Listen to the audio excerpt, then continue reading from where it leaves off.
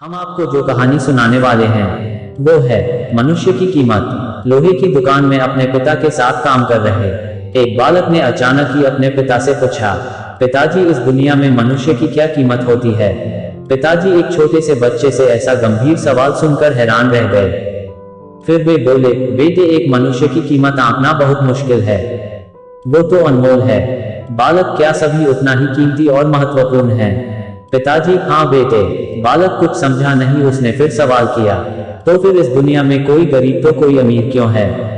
किसी की कम रिस्पेक्ट तो किसी की ज्यादा क्यों होती है? सवाल सुनकर पिताजी कुछ देर तक शांत रहे और फिर बालक से स्टोर रूम में पड़ा एक लोहे का रॉड लाने को कहा। रॉड लाते ही पिताजी ने पूछा, इसकी क्या कीमत होगी? बालक, 200 रुपए। पिताजी, अगर मैं इसके बहुत से छोटे छोटे कील बना दूं तो इसकी क्या कीमत हो जाएगी? बालक कुछ देर सोचकर बोला, तब तो ये और महंगा बिकेगा, लगभग 1000 रुपए का। पिताजी, अगर मैं इस लोहे से घड़ी के बहुत सारे स्प्रिंग बना दूं तो? बालक कुछ देर गणना करता रहा और फिर एकदम से उत्साहित होकर बोला, तब तो इसकी कीमत बहुत ज्यादा हो जाएगी। फिर पिताजी उसे समझाते हुए बोले, ठीक इसी तरह मनुष्य की कीमत इसमें नहीं है कि अभी वो क्या है, बल्कि इसमें है कि वो अपने आप को क्या बना सकता है। बालक अपने पिता की बात समझ चुका था।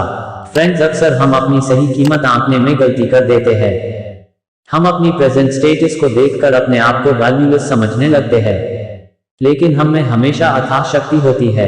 हमारा जीवन हमेशा संभावनाओं से भरा होता है।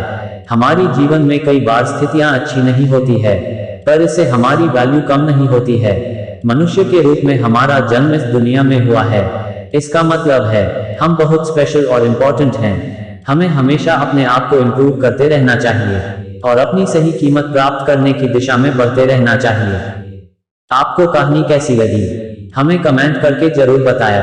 अगर आपको वीडियो पसंद आई हो तो वीडियो को लाइक करें और चैनल को सब्सक्राइब करें।